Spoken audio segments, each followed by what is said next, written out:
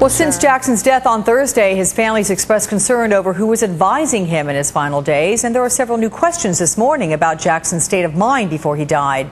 Joining me live now on the phone is Michael Jackson's spiritual advisor, Rabbi SHmulet Boteach. He's the author of the upcoming book, In the Soul of Michael Jackson. Good morning to you, sir.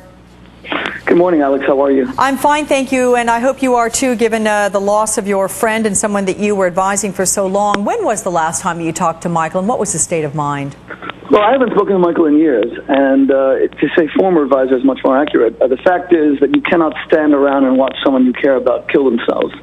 Michael has been abusing prescription drug medication for so many years, and I would regularly plead with him to get the poison out of his system, and to be perfectly honest, he was receptive. I mean, I still remember one evening in particular when he walks into a room with a doctor complaining of he had so many phantom ailments, and he walks out all lightheaded and woozy, and I said, you got to get that poison. You have to stop just poisoning your body. The next day he came for dinner at our home, and he stood during dinner because he said that his back was hurting him, but he had heeded my advice and he had not taken any kind of painkillers. The fact is that there were doctors on hand who were enablers, and it's very important to discover exactly what happened. Everyone knew this was coming. This was inevitable. I said on a CNN interview in 2004 that Michael did not have long to live because nobody could survive this level of an assault. I also want to mention, when you said that I'm writing a book called The Soul of Michael Jackson, this is not exactly my book. Michael sat down with me between 1999 and 2001 to conduct 40 hours of taped interviews, extremely jarring, raw interviews about who he really was. He was a man who lived in tremendous pain. He was very honest about his pain. Unfortunately, the tragedy of his life was that he mistook an affliction of the soul for an ailment of the body. He kept on thinking that he could medicate his pain away. He suffered from extreme loneliness. He constantly said that he did not feel loved. You have to remember here, and as people judge the strangeness of his life, and there were things that he did that, let's be honest, they can't be whitewashed. Some of them are very egregious allegations. But you need to put it in the context, without excusing it, of a man who never knew any peace. He was a performer. He was earning the crowd's attention from the age of 5. He never knew any inner peace. He was never settled. He was an extremely troubled soul. Anyone who followed his career knew he was a troubled soul. And the tragedy of his life was not to get the help that he needed. And I have to tell you, there's a real sense of disappointment in me, mixed with grief, of course, and extreme sadness, but real disappointment. When you introduce this piece and you say that his son watched him collapse, I mean, I remember Prince so well. Michael was so devoted to his children. The one thing no one could take from him is his extreme devotion to his children. He wouldn't even travel without them. And that the idea that these kids are now orphaned. See, Michael did not think about the consequences of his actions. There were people to whom he was responsible. These kids don't have a mother in their life. Who is going to raise them?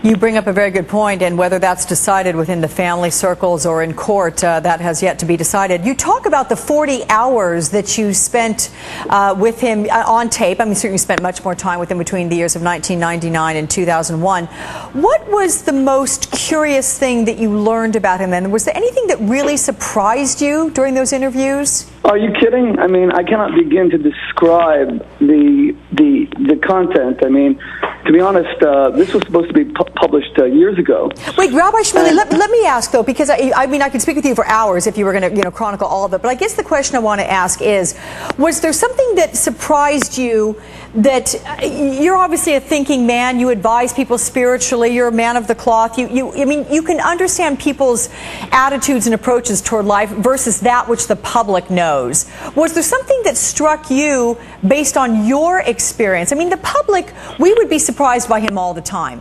What was it that you learned from him in those 40 hours that made even you say, wow? More than anything else, and people will only believe this once they read it, it was his profundity. You know, we dismiss Michael as a lightweight, we saw him as wacko jacko. He became a human caricature. But in these jarring conversations, and he cried through a lot of it, what comes across as a man who had really examined the experiences of his life and had drawn, at times, extremely profound conclusions. He had lived so many lifetimes in his short life. He wanted to understand why things happen. I mean, even his conversations with me about God and about human suffering, he peered very deeply into religious and spiritual issues. But Rabbi Shmuley, why did he not continue with the study of Judaism? Well, first of all, my interest was never to make him Jewish. Let us recall that Judaism is not a proselytizing religion. My interest, to be honest, was to give him a spiritual anchor. I even wanted him to go back to the Jehovah's Witnesses church, which I felt had kept him humble. But why? Simple. Michael, for a year, heeded my guidance, and I'm no Svengali, I'm no guru. I was giving him the advice that Alex, you would have given him. Any person would have given him. It was so straightforward. You can't take prescription drug medication. You can't have no schedule to your life. You can't blow all your money. You need to be close to your family. This is not rocket science that I was sharing with him. But more than anything else, we had these very deep conversations, hours and hours. What went wrong? Simple. Michael began to treat me like a nuisance. We were very close. We were like, for a while, joined at the hip. We went everywhere together, spoke it. But he began to see me as someone who was critical of him. And I was critical of him, and I just couldn't watch what he was doing to himself anymore. Well, that means and he began to recoil. You had to watch it to see it. It was unbelievable to watch. I would go into his room and I would say, you need to stop this. And he would almost cringe. He would almost devolve into an embryonic position. He didn't know how to handle that kind of criticism he had never experienced. All right. Well, Rabbi Shmuley, I want to thank you for your time with us, Rabbi SHmulet Boteach, and I appreciate your insights very much with us here on MSNBC Sunday.